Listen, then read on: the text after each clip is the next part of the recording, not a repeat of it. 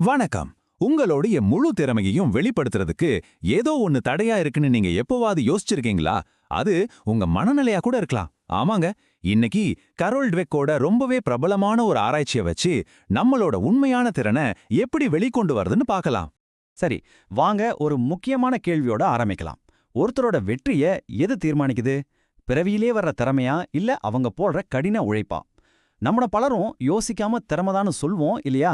ஆனா உண்மையிலே அது மட்டும்தானே காரணம்? வாங்க இத பத்தி கொஞ்சம் ஆழமா யோசிப்போம். இந்த ஒரு வரி தான் நாம இன்னைக்கு பேச போற விஷயத்தோட மையம். பாருங்க, உங்க மனநிலை தான் உங்க எதிர்காலத்தை தீர்மானிக்குது. உங்க பேக்ரவுண்டோ பணமோ ஏன் உங்க திறமையோ கூட இல்ல. நம்மளோட பார்வை, நம்ம சிந்திக்கிற விதம், அதுதான் எல்லாத்த விட பவர்ஃபுல். அப்போ நம்ம சிந்தனைய பிரிக்கிற அந்த ரெண்டு மனநிலைகள் அது என்னது? வாங்க அதோட மையக்கருத்தை இப்ப புரிஞ்சுக்கலாம். உலகத்தை பார்க்கறதுக்கு நம்ம கிட்ட ரெண்டு விதமான கண்ணாடிகள் இருக்குன்னு வச்சுக்கோங்களேன். ஒன்னு நிலையான மனநிலை, அதாவது ஃபிக்ஸ்டு மைண்ட் செட். இந்த மனநிலை இருக்கிறவங்க என் அறிவு, என் திறமை எல்லாமே பிறக்கும் போதே முடிவு பண்ணியாச்சு, இதை மாத்த முடியாதுன்னு நம்புவாங்க. இன்னொன்னு வளர்ச்சி மனநிலை, அதாவது growth மைண்ட் செட். இவங்க முயற்சி செஞ்சா எதை வேணும்னாலும் கத்துக்கலாம், நம்ம திறமைகளை வளர்த்துக்க முடியும்னு உறுதியா நம்புவாங்க.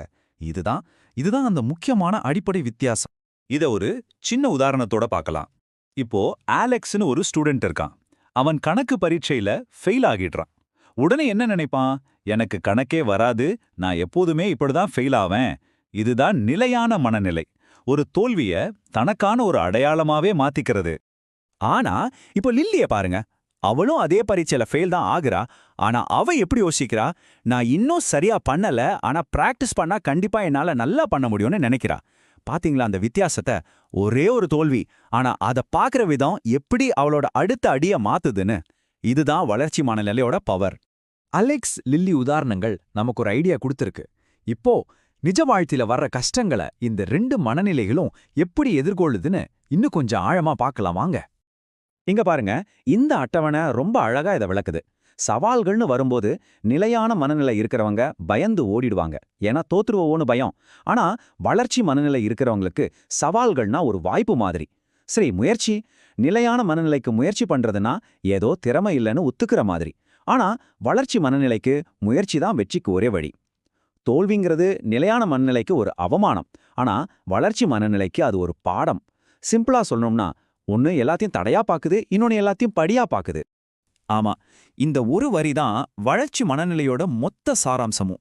முயற்சி தான் என்னை இன்னும் பெட்டர் ஆக்குது. முயற்சி தான் நான் வளர்றதுக்கான வழி. முயற்சிங்கிறது ஒரு அவமான சின்னம் இல்ல, அதுதான் நம்ம அடுத்த கட்டத்துக்கு கொண்டு போற எரிபொருள். சரி, இதெல்லாம் கேட்கறதுக்கு நல்லதா இருக்கு. ஆனா நிஜ வாழ்க்கையில இதெல்லாம் உண்மையாவே ஒர்க் அவுட் ஆகுமா? வாங்க, ஸ்போர்ட்ஸ், பிசினஸ், ஏன் நம்ம உறவுகள்ல கூட இதோட தாக்கம் எப்படி இருக்குன்னு சில உதாரணங்களோட பார்க்கலாம். ஸ்போர்ட்ஸ்ல நாம அடிக்கடி ஒரு வார்த்தை கேட்போம், அவன் ஒரு நேச்சுரல் டேலண்ட். அதாவது அவங்க பிறக்கும் போதே சாம்பியனா பிறக்கறாங்கன்னு ஒரு நம்பிக்கை. ஆனா உண்மை என்ன தெரியுமா? பல ஆராய்ச்சிகள் என்ன சொல்லுதுன்னா, சாம்பியன்கள் பிறப்பதில்ல, அவங்க உருவாக்கப்படுறாங்க. இதுக்கு ஒரு சரியான உதாரணம் வேணும்னா, கூடைப்பந்தாட்டத்தோட கடவுள்னு சொல்ற மைக்கேல் ஜார்டானை எடுத்துக்கலாம். உங்க எல்லாருக்கும் தெரிஞ்ச விஷயம்தான், அவரோட ஹை ஸ்கூல் பாஸ்கெட்பால் டீம்ல இருந்தே நீக்கிட்டாங்க. இப்ப யோசிச்சு பாருங்க, அந்த இடத்துல அவருக்கு ஒரு நிலையான மனநிலை இருந்திருந்தா என்ன ஆகியிருக்கும்? எனக்கு திறமையே இல்லைன்னு நினைச்சு கூடைப்பந்தாட்டத்தையே விட்டிருப்பார். ஆனா அவரோடது ஒரு வளர்ச்சி மனநிலை. அந்த தோல்விய ஒரு இறுதி தீர்ப்பா பார்க்காம இன்னும் கடினமா உழைக்கிறதுக்கான ஒரு எரிபொருளா மாத்தினார். அதோட விளைவு வரலாறு படைச்சார். சரி, பிசினஸ் உலகத்துக்கு வருவோம். ஒரு கம்பெனியோட லீடருக்கு நிலையான மனநிலை இருந்தா என்ன ஆகும்னு கற்பனை பண்ணி பாருங்க. அவர் தான் தப்ப ஒத்துக்க மாட்டார். யாராவது ஃபீட்பேக் கொடுத்தா அதை அவமானமா நினைப்பார். இதனால என்ன ஆகும்? அந்த கம்பெனில புதுசா எதுவுமே வளராது, வளர்ச்சி அப்படியே நின்னுடும். ஆனா இதுக்கு நேரா மாறா ஒரு வளர்ச்சி மனநிலை கொண்ட தலைவர் எப்படி இருப்பார்? அவர் சவால்களை ஒரு வாய்ப்பா பார்ப்பார், தோல்விய பயணத்தோட ஒரு பகுதியா ஏத்துப்பார், அவரோட டீம்ல இருக்கிற எல்லாரையும் வளர வைப்பார். அப்படி ஒரு தலைவர் இருக்கும்போது அந்த டீமை யாராலையும் தடுத்து நிறுத்த முடியாது. இதெல்லாம் கேட்டதுக்கு அப்புறம் உங்க மனசுல ஒரு முக்கியமான கேள்வி வந்திருக்கும். சரி, இந்த வளர்ச்சி மனநிலைய நம்மளால உருவாக்க முடியுமா? அதுக்கான வழி என்ன? வாங்க உங்க முன்னேற்றத்துக்கான பாதைய இப்ப பார்க்கலாம். ஆமா, இப்போ உங்க மனசுக்குள்ள ஒரு கேள்வி ஓடிட்டு இருக்கோம். இத்தனை வருஷமா நான் இப்படித்தான் இருந்துட்டேன், இனிமே ஏன் மனநிலைய மாத்திக்கிறது சாத்தியமா? அதுக்கு பதில் ஒரு பெரிய ஆம், கண்டிப்பா முடியும். ஏன்னா மனநிலைங்கிறது ஒரு கல்வெட்டு மாதிரி நிரந்தரமானது கிடையாது. அது வெறும் ஒரு பழக்கம். நம்மளால எந்த ஒரு பழக்கத்தையும் மாத்த முடியும் இல்லையா? இதை செய்யறதுக்கு ஒரு சிம்பிளான 3 ஸ்டெப் இருக்கு. முதல்ல உங்களுக்குள்ள கேட்கிற அந்த நிலையான மனநிலையோட குரலை கவனிங்க. இது உன்னால முடியாதுன்னு சொல்ற அந்த குரலை. ரெண்டாவது, அந்த குரலை அப்படியே நம்பணும்னு எந்த அவசியமும் இல்லைன்னு உணருங்க. உங்களுக்கு ஒரு சாய்ஸ் இருக்கு. மூணாவது, அந்த குரலுக்கு ஒரு வளர்ச்சி மனநிலையில பதில் சொல்லுங்க. என்னால முடியாதுன்னு அது சொன்னா, இல்ல என்னால முயற்சி பண்ணி பார்க்க முடியும்னு நீங்க உங்களுக்குள்ள சொல்லிக்கோங்க. உதாரணத்துக்கு உங்க உள் மனசு சொல்லுதுன்னு வச்சுப்போம், என்னால இதை செய்ய முடியாது. இப்போ அந்த வாக்கியத்தோட கடைசியில ஒரே ஒரு சின்ன வார்த்தையை மட்டும் சேருங்க. இன்னும். என்னால இதை இன்னும் செய்ய முடியல. அவனுதான். இந்த ஒரு வார்த்தை போதும். இது தோல்விய ஒரு முற்றுப்புள்ளியா பார்க்காம ஒரு தற்காலிக இடமா மாத்திடும். உங்க மூளைக்கு இது ஒரு சிக்னல் மாதிரி. நிறுத்தாத, தொடர்ந்து முயற்சி செய்யின்னு சொல்ற ஒரு சிக்னல். சரி, இத மத்தவங்க கிட்ட, உதாரணமா நம்ம குழந்தைங்க கிட்டயோ இல்ல நம்ம டீம் கிட்டயோ எப்படி வளர்க்கறது? ரொம்ப சிம்பிள்.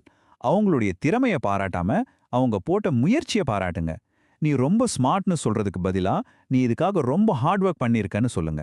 ஏன்னா நீங்க முயற்சியை பாராட்டும்போது அவங்க இன்னும் அதிகமா முயற்சி செய்ய கத்துக்குவாங்க.